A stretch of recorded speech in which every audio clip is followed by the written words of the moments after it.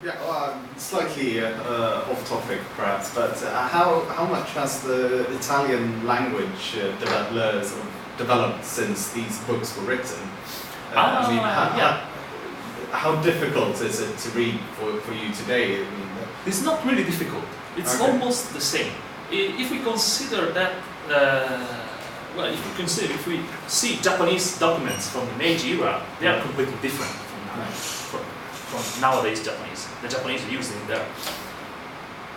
But for Italian, well, they use some old expressions, old words that are not used anymore today, but they are still understandable. It's pretty easy to understand. It's not difficult to read, actually. So it's not a different way of spelling and... there are some differences in spelling. Okay. Yeah. Some things are like, some words are spelled in a different way. Okay. But yeah, more or less it's the same. It's not so, didn't change so much as Japanese did. Right. So, but eventually the Italian silk, so I did not even know that Italy was a famous silk producer in my ignorance. So at a certain point it declined. When did this happen? Before before World War I, and then declined completely after World War II. So 40s, 50s. But because especially in the northern regions of Italy, if we see, I can show you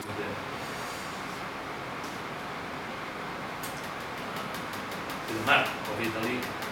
In Gallia, I mean. In Gallia. Sì, a parte la Gallia, sì.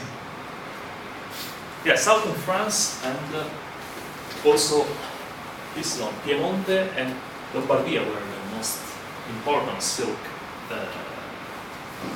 producing zones. But also, Tuscany and this zone, Emilia-Romagna not so much. But these zones, especially here around Milan and Brescia, and, of course Turin, and these zones were very, very important for silk production. But after World War II, it disappeared almost completely, also from these zones. We cannot see anymore the gelso in English. Gelso. Mulberry trees. クワの木がもうほとんど見えないですね、今の今。でもこの辺は一番、金星さんが、発達しているところですね。でも第二次世界大戦以降はもう全然なくなった、ほとんどなくなったんですね。今は肛門だけですね。vicino a Como, nella zona di Como si produce ancora, c'è ancora qualcosa, ma veramente poco. Other questions? Comments? So the size of the silkworms are like 1 millimeter silkworm eggs. Yes. Very, very small. Yeah, very small. Like 1 millimeter. Because that's the impressions you see on this. Yes. They were like just sesame grains. So basically the Italians exchanged the Italian money in Mexican dollars. Yes. Brought them to Japan. They were had letter of credit, I guess. Yeah. And basically used that currency to buy. Yes. It was silver currency. Silver currency. Yes. And they were used by traders in the Far East, not just in Far East, not just Japan, but also China and these zones of the Far East. Mexican dollars. Yeah. Interesting. Yeah, they were made in Mexico and improved that. But because how it came to be would be an interesting topic by itself. Yeah, it's really interesting. I think, well, there are many research about it. Yeah, but it should be interesting to see in detail. Why Mexican dollars? Yeah. Other questions? Comments? If not, let's thank Giulio again. Then here I have some other things which are like, well, this is a book about the cultivation. Well, it's being published in 1864. So about cultivation of Japanese silkworms. Silkworms, how well they are cultivated in Japan. And well, it was a very famous book for the silk farmers. Some kind of Well, it's manual. kind of- Yeah. Yeah, it's very damaged, but very old. And then we have like some Japanese books about. Well, this one is about the peperine, and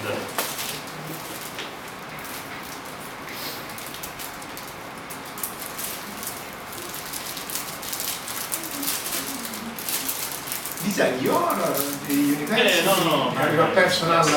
Yes. This is a Meiji book. Well, it's a late Meiji book about peperine and how to observe it. So the illness was already present also in Japan, and Yes, of course. Yeah, it's about Meiji June, so 1887. 1887. Are these books from late 19th century worth anything? Well, it depends. There are some of them which are very, very cheap because it depends on the number of copies. But yeah, this I think it's not so expensive. This is more expensive. This is more rare book about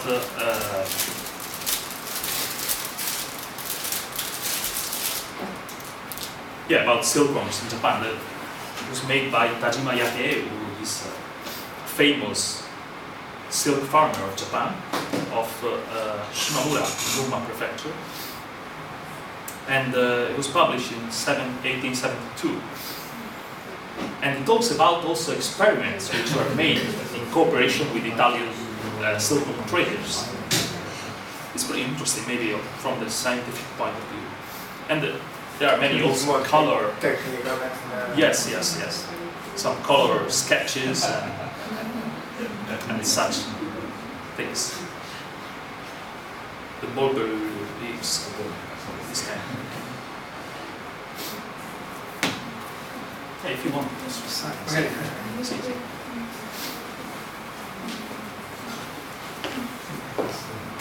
Real Japanese.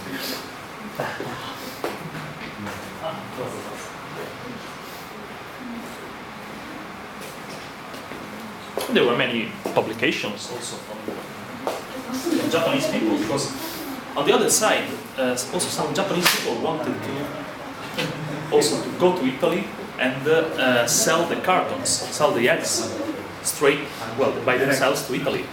And sometimes they tried to do it, but it was too late because they started in maybe 1879. So at that time, kept on going on for 3-4 years, but they just stopped after a few years because there was no more need for the eggs. Yeah. Interesting. So, and what happened to the original delegation? So the original people, they went back after the War of Independence, and then. The first people came to sign the treaty. Yes. Yeah, they just went back. Uh-huh. Yeah, after they finished their mission, which was signing the treaty, they just went back to Italy.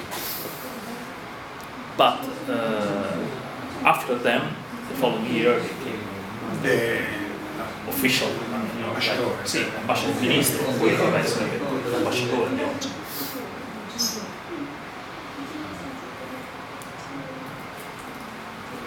Ok, grazie. Ci facciamo fammi guardare il libro, tanto Sì, sì, segno no, questo. va bene, tranquillo.